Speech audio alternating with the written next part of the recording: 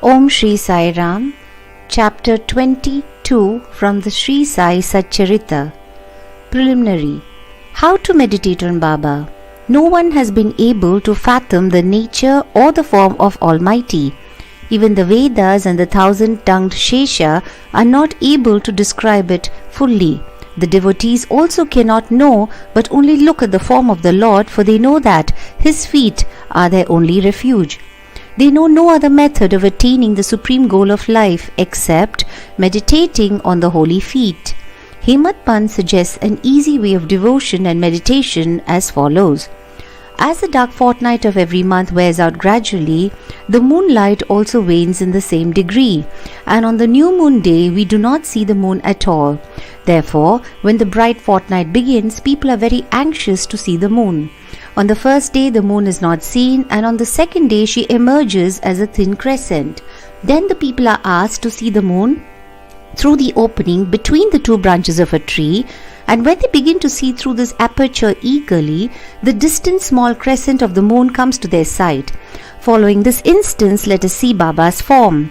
Look at Baba's posture, how fine it is. He is sitting with his legs folded, the right leg held across the left knee. The fingers of his left hand are spread on the right foot. On the toes are spread his two fingers, the index and middle ones. By this posture, Baba seems to say, if you want to see my true form, be egoless and most humble and meditate on my toe through the opening between index and middle fingers, and then you will be able to see my light. Now let's turn to Baba's life. Shirdi had become a place of pilgrimage on account of Baba's stay there. People from all quarters began to flock there, and both the rich and the poor began to be benefited in more ways than one. Who can describe Baba's boundless love and his wonderful knowledge and his all-pervasiveness? Blessed is he who would experience these. Sometimes Baba observed long silence, which was in a way his dissertation on Brahma. At other times he was pure consciousness, bliss incarnate, surrounded by his devotees. Sometimes he spoke in parables, and at other times indulged in wit and humor.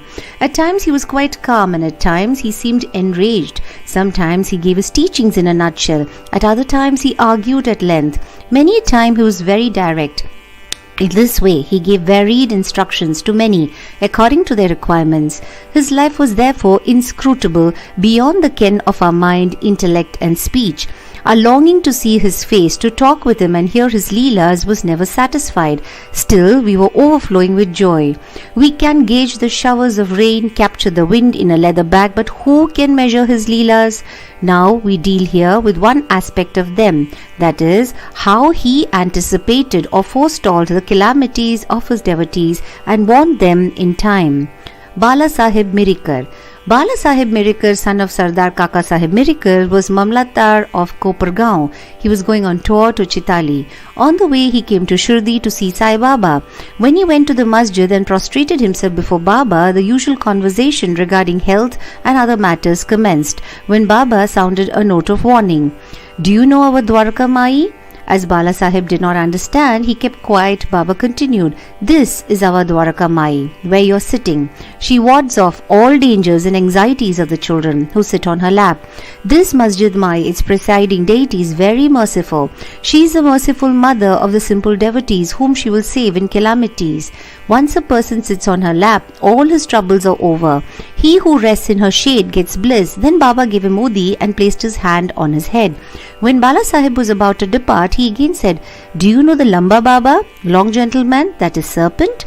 And then closing the left fist, he brought it under the right elbow and moving his left arm like the hood of a servant said, he's so terrible, but what can he do to the children of Dwarka Mai? When the Dwarka Mai, its presiding deity, protects, what can the serpent do? All who were present there were curious to know the meaning of all this and its reference to miracle, but none had the courage to ask Baba about this. Then Bala Sahib saluted Baba and left the masjid with Shama. Baba called Shama back and asked him to accompany Bala Sahib and enjoy the Chitali trip. Shama came to Bala Sahib and told him that he would go with him according to Baba's wish.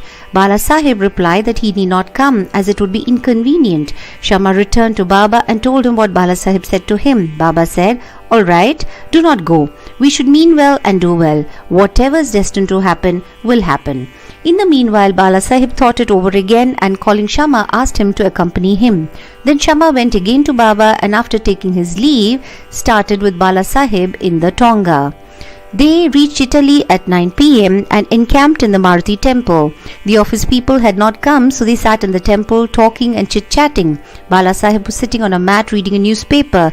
His upparani, that is the upper dhotar, was spread across his waist, and on it a snake was sitting unnoticed. It began to move with a hissing sound which was heard by the peon.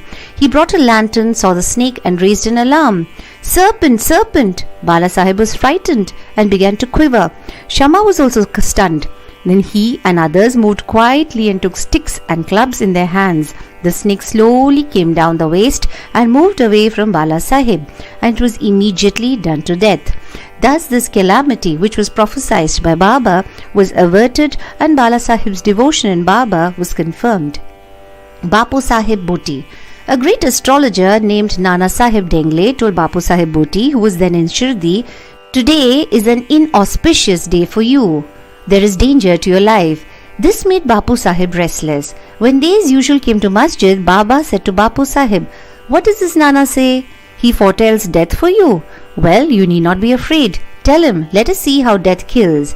Then later in the evening, Bapu Sahib went to his privy for easing himself, where he saw a snake. His servant saw it and lifted a stone to strike at it. Bapu Sahib asked him to get a big stick, but before the servant returned with the stick, the snake was seen moving away and soon disappeared. Bapu Sahib remembered Baba's words of fearlessness. Amir Shakar. Amir Shakar was a native of the village Korhale in Kopargaon Taluka. He belonged to the butcher caste. He worked as a commission agent in Bandra, Mumbai, and was well known there. He once suffered from rheumatism which gave him much pain. He then remembered Allah God, left his business and went to Shirdi and prayed to Baba to relieve him from his malady. Baba then stationed him in the Chavadi. The Chavadi was then a damp, unhealthy place unfit for such a patient. Any other place in the village or Korhale itself would have been better for Amir, but Baba's word was a command, the chief medicine. Baba did not allow him to come to the masjid but fixed him in the Chavadi every morning and evening. Every alternate day, Baba went to the Chavadi in a procession and slept there. So Amir got Baba's contact very often. Amir stayed there for full 9 months, and then he got a disgust for the place. So one night he stealthily left the place and came to Kopargaon and stayed in a dharamshala. There he saw an old dying fakir who asked him for water. Amir brought it and gave it to him. As soon as he drank it, he passed away. Now Amir was in a fix. He thought that if he went and informed the authorities, he would be held responsible for the death, as he was the first and sole informant and knew something about it. He repented for his action, that is leaving Shirdi without Baba's permission, and prayed to Baba. He then determined to return to Shirdi, and same night he retreated, remembering and muttering Baba's name all the way, and reached Shirdi before daybreak and became free from anxiety. Then he lived in the Chavadi in perfect accordance with Baba's wishes and orders and got himself cured. One night it so happened that Baba cried at midnight, "Oh Abdul, some devilish creatures dashing against the side of my bed." Abdul came with a lantern, examined Baba's bed but found nothing. Baba asked him to examine carefully all the place and began to strike the ground with his satka. Seeing this leela of Baba, Amir thought that Baba might have suspected some serpent there. Amir could know by close contact with Baba the meaning of his words and actions. Baba then saw near Amir's cushion something moving. He asked Abdul to bring in the light, and when he brought it, he saw the serpent coiled up there, moving his head up and down. Thereupon the serpent was immediately beaten to death. Thus Baba gave timely warning and saved Amir's life. Hemat Pant, Scorpion and Serpent. At Baba's recommendation, Kaka Sahib Dikshit was daily reading the 2 works of Sri Eknath Maharaj, that is Bhagavat, and Bhavarta, Ramayan, and Hemant Pant had the good fortune to be one of the audience when the reading of the works was going on. Once, when a portion from the Ramayan relating to Hanuman's testing Rama's greatness according to his mother's instructions was being read, all the listeners were spellbound. Hemant Pant was one of them. A big scorpion, none knew where it came from, jumped and sat on the right shoulder of Hemat Pant on his Upparani Hapadotha. First it was not noticed, but as the Lord protects those who are intent on hearing his stories, he casually cast a glance over his right shoulder and noticed it. It was Dead silence, not a bit moving here or there. It seemed as if it also enjoyed the reading.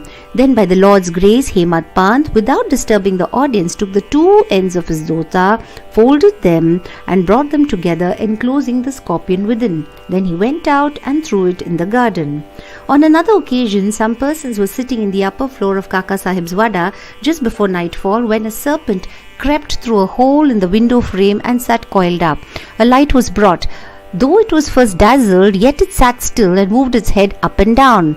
Then many persons rushed there with sticks and cudgels, but as it sat in an awkward place, no blow could be dealt. But hearing the noises of men, the serpent went out hastily through the same hole. Then all the persons present there felt relieved. Baba's opinion. One devotee named Muktaram then said that it was good that the poor creature escaped. Hemad Pant challenged him, saying that serpents should better be killed. There was a hot discussion between them, the former contending that serpents and such creatures should not be killed, the latter that they should be. As night came on, the discussion came to an end without any decision being arrived at. Next day, the question was referred to Baba, who gave his settled opinion as follows. God lives in all beings and creatures, whether they be serpents or scorpions. He is a great wire puller of the world, and all beings, serpents, scorpions, etc., obey his command. Unless he wills it, nobody can do any harm to others. The world is all dependent on him, and no one is independent. So we should take pity and love all creatures, leave off killings and be patient. The Lord God is the protector of all. Bow to Shri Sai, peace be to all. Samastha Lokah Sukhino Bhavantu. Samastha Lokah Sukhino Bhavantu. Samastha Lokah Sukhino Bhavantu. Om Shanti Shanti Shanti.